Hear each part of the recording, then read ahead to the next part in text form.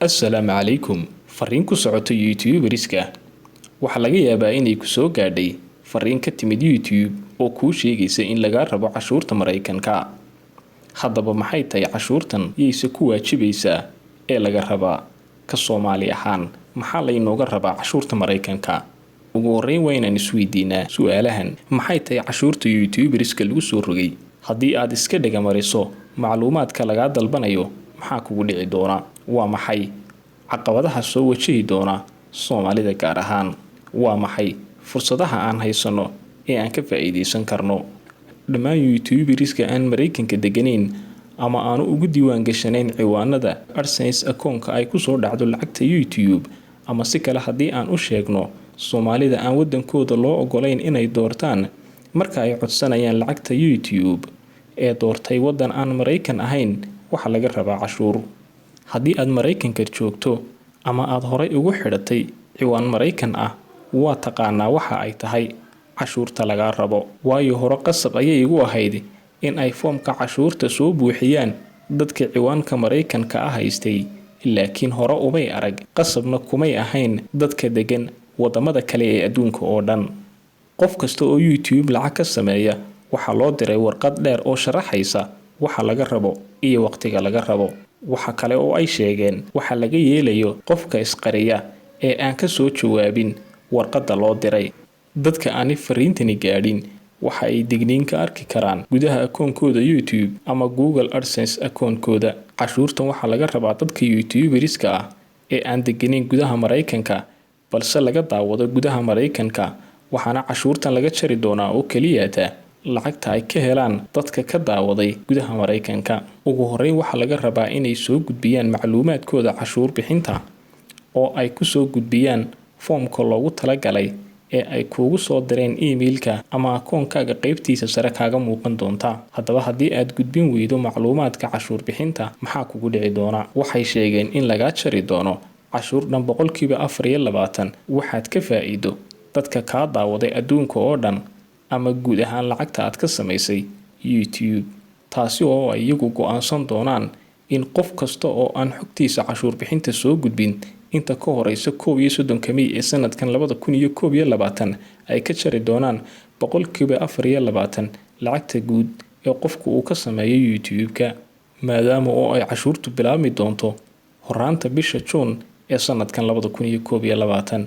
Sidaa awgeed loo baahan yahay in uu qof walba oo YouTuber ahi soo gudbiyo xogtiisa ku saabsan cashuur bixinta. Cashuurtan waxaa qaadan doonta dowladda Mareykanka, waxaana cashuurtan looga goyn doonaa lacagta YouTuberisku ay ka sameeyaan dadka ka daawaday gudaha Mareykanka. Cashuurtan lagama rabo dadka horeyba uga diiwaan gashanaa gudaha Mareykanka ama ku sugnaa gudaha Mareykanka, laakiin waxaa lagula taliyay inay AdSense akoonkooda ka hubiyaan waxa looga baahan yahay.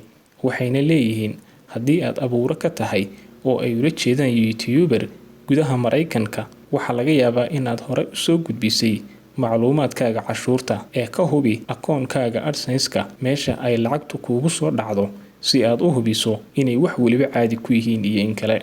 Arrinta la yaabka ku noqon doonta YouTuberis badan ayaa ah in YouTuberiska ay dalalkooda cashuurta ka qaadaan ay double ku noqon doonto. Tusaale ahaan, haddii aad joogto Malaysia ama Sweden oo ay dowladdaadu ka goosato 30% cashuur ah guud ahaan dakhliga ka soo gala YouTube, sidoo kale waxaa laga jari doonaa cashuurta Mareykanka. Way kala duwanaan kartaa, laakiin aynu ka soo qaadno in uu Mareykanku ka goostay 4% cashuur ah haddii aanad soo gudbin macluumaadkaaga cashuurta inta ka horeysa 31 May ee sanadkan 2021. Dalkaagiina ka goostay 30% cashuur ah, waxaa cashuur guud ahaan lagaaga goostay 450%.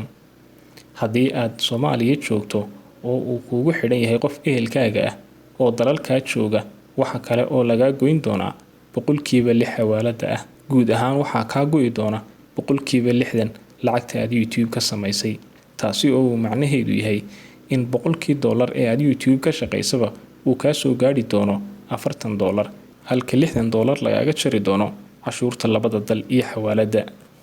Haddaba $1,000 ee aad YouTube ka shaqaysay waxaa ka soo gaari doona $400. Tani waa qiyaas oo kaliya waxaa laga yaabaa inay ka badato ama ay ka yaraato waxa ay ku xidhan tahay cashuurta uu dalkaagu kaa qaado. Tusaale ahaan, Sweden waxaa cashuur ahaan looga qaadaa dakhliga qofka boqolkiiba 35 oo loo geeyay. Haddii ay noqoto cashuurta Mareykanku boqolkiiba 30, waxaa kaa go'i doona boqolkiiba 65. Haddii aad Soomaaliya joogto oo laguu soo dirayo, waxaa kaasii go'i doona boqolkiiba 6 xawaalada ah. Waxaa kaa go'i doona guud ahaan boqolkiiba 71. taasi oo macnaheedu yahay boqolkii dollar ee aad YouTube ka shaqayso waxaa kaa soo gaari doona $39 oo keliya, halka ay $1000 kaa soo gaari doonaan $390 oo keliya. Haddii aanay dad badan kaa daawan dalka Mareykanka, waxaa laga yaabaa in ay kaa yaraan doonto cashuurta Mareykanku. Waa haddii aad gudbiso macluumaadkaaga cashuurta inta ka horeysa 31 May ee sanadkan 2021.